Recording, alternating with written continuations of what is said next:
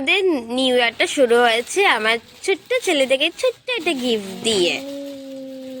So cute. দেখাও দেখাও সবাইকে।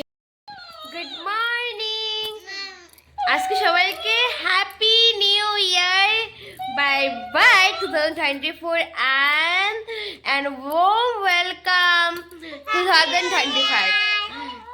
হ্যাপি নিউ ইয়ার বলে তো ব্লগে সবাইকে। আজকে আমাদের ব্লগ দিয়ে বিছানা থেকে শুরু হয়েছে। আমি উঠে ব্রাশ ওয়াশ করে নিয়েছি, ও উঠেছে, ওর জন্য এই নিউ ইয়ার গিফটটি। এখন আমরা স্নান করে প্রথমে যাব মন্দিরে। আর আমার এই ব্লগটি পুরোটা দেখো, আজ নিউ ইয়ার ব্লগ।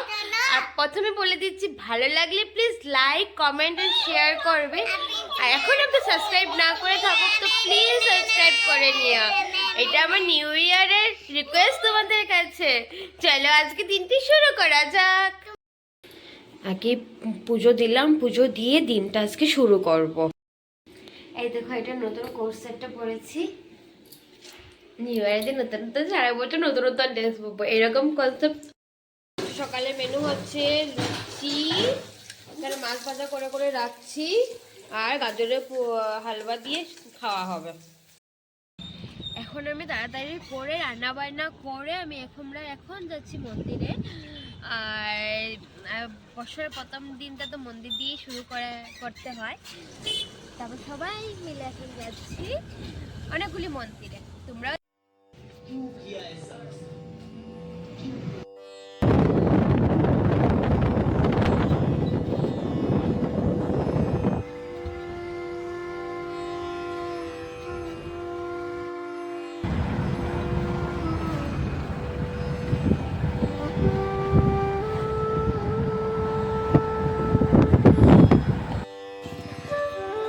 আজকে নিউ ইয়ারের জন্য পুরোটা ভিড়, নাহলে আমরা কোথায় মন্দিরের সামনে পার্কিং করি। আজকে দেখো সবদিকে ভিড় আর ভিড়, আর সবাই সকাল সকাল যাচ্ছে।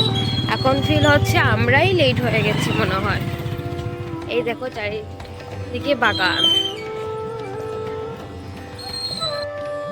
এই দেখো পুরো চারিপাশটা মেলাতেই ভরে গেছে, কি সুন্দর লাগছে।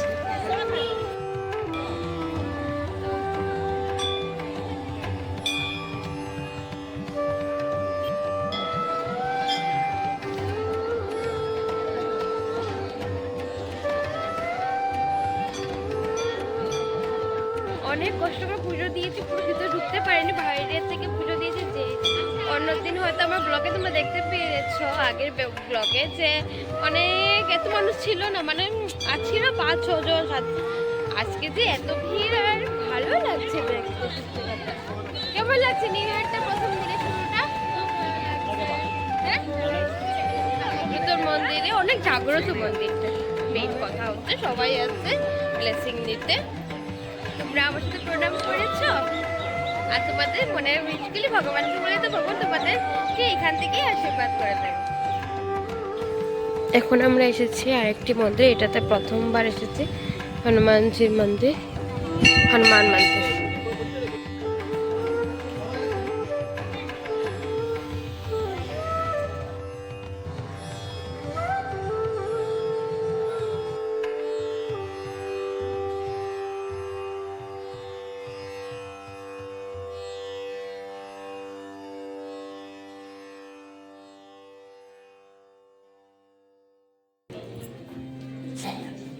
এটি হচ্ছে রামকৃষ্ণ মিশন। রামকৃষ্ণ মিশনে আছিল কল্পতরু। তারপর আমরা রেস্ট করে বিকেলে এসে গেছি মার্কেটে। নিউ ইয়ারটা কেমন লাগছে, মার্কেটে বাজার করা ছিল, তো আমরা নিউ ইয়ারে বাজার করে ঘরে আসলাম।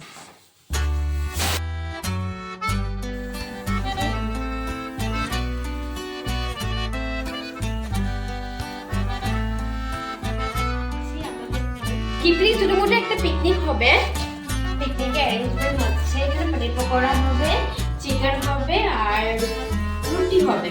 আর তেমন কিছু নিশ্চিত করে রেখেছি। আর বাইরে পনির পকোড়া, চিকেন আর রুটিটা করা হবে, সবাই মিলে একসাথে খাওয়া দাওয়া হবে। এতটুকুই, মানে হঠাৎ করে প্ল্যান করা হলো, তো তার জন্য যেমন আজকেও তেমন কিছু করিনি আমরা। আজকেও যদি করি না নির্মাণটা ঠিকা চলে যাবে, তার জন্য এখন আটা মেখে রাখছি। খেতে খেতে ঠিক আছে, তুমি চা পকোড়া এসব খাওয়া হবে, সবাই আসো, তারপরে শুরু হবে।